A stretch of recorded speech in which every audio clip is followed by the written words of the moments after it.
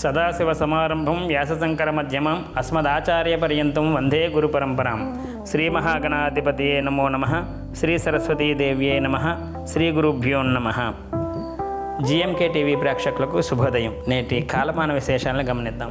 స్వస్తి శ్రీ చాంద్రమాన విశ్వావసనామ సంవత్సరం ఉత్తరాయణం శిశిర ఋతువు మాఘమాసం కృష్ణపక్షం తేదీ 12/2/2026 గురువారం సూర్యోదయం 6:26 సూర్యాస్తమయం 5:57 తిథి దశమి మధ్యాహ్నం 12:22 వరకు, నక్షత్రం జ్యేష్ఠ మధ్యాహ్నం 1:42 వరకు, వర్జం రాత్రి 10:32 నుండి 12:18 వరకు, దుర్ముహూర్తం ఉదయం 10:16 నుండి 11:02 వరకు, తిరిగి మరలా దుర్ముహూర్తం మధ్యాహ్నం 2:53 నుండి 3:39 వరకు. అమృతకాలం లేదు. నేటి విశేషం దశమి గురువారం. ఇవాటి రోజు రేపటి రోజు ఎవరైతే ఏకాదశి వ్రతాన్ని ఆచరిస్తూ ఉంటారో వాళ్ళు ఇవాటి రోజునే ఒక రోజు ముందుగానే ఏకాదశి వ్రతం చేసేటప్పుడు ఇవాటి రోజు రాత్రి నుంచి కూడా ఆ ఉపవాస దీక్షలో భాగంగా అన్నం తినకుండా అన్నాన్ని భిన్నం చేసినటువంటి అల్పాహారం తీసుకోవడం చేస్తూ ఉంటారు. ఏకాదశిలో భాగంగా ఇవాటి రోజు నుంచి అది ప్రారంభించాలి కాబట్టి ప్రారంభిస్తారు.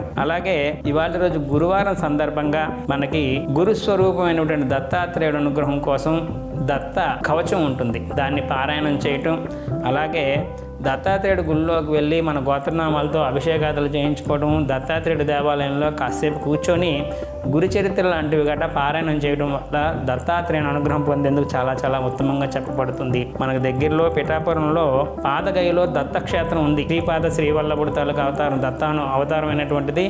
అవతారంలో ఒకటి శ్రీపాద శ్రీవల్లభుడు క్షేత్రం పాదగయలో పిఠాపురంలోనే దగ్గరలో ఉంది. దాన్ని కూడా గురువారం పూట దర్శనం చేసుకోవటం వల్ల ఆ దత్త అనుగ్రహం పొందేందుకు చాలా చాలా ఉత్తమంగా చెప్పబడుతుంది. మనకి జాతకంలో గురుగ్రహ సంబంధించినటువంటి దోషం ఉన్నప్పుడు కూడా దత్తుడి తాలూకా ఆరాధన ఉపాసన ఎక్కువగా చేయమని చెప్తూ ఉంటారు. గురుగ్రహం ఒక్కటే కూడా మనకు అనుకూలంగా ఉంటే ధనానికి కానీ కుటుంబ పరంగా కానీ కుటుంబ సౌఖ్యం కానీ సంతాన సౌఖ్యం కానీ మొదలైనటువంటివన్నీ కలుగుతాయి. కనుక ఇవన్నీ కలగడం కోసం దత్తాత్రేయ ఉపాసన చాలా చాలా శ్రేష్టంగా చెప్పబడుతుంది. అలాగే ఇవాటి రోజు బ్రాహ్మణోత్తములకి శనగలు లేదా శనగపప్పు దానం ఇవ్వడం చాలా చాలా ఉత్తమంగా చెప్పబడుతుంది. దానం అందుబాటులో చేయడానికి అవకాశం లేనటువంటి వాళ్ళు శనగలు ఒక పిడికిడి శనగలు మాత్రమే నానబెట్టి ముందు రోజు ఆవుకు పెట్టవచ్చు.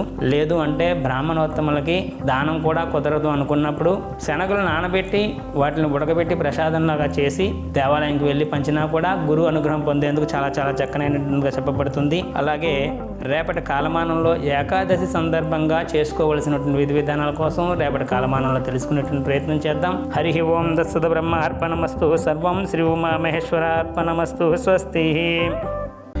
జ్యోతిష సలహాలకై సంప్రదించండి కోమలాపల్లి చౌడేశ్వరి నందన్ శర్మ, ప్రముఖ జ్యోతిష సిద్ధాంతి, ఆధ్యాత్మికవేత్త.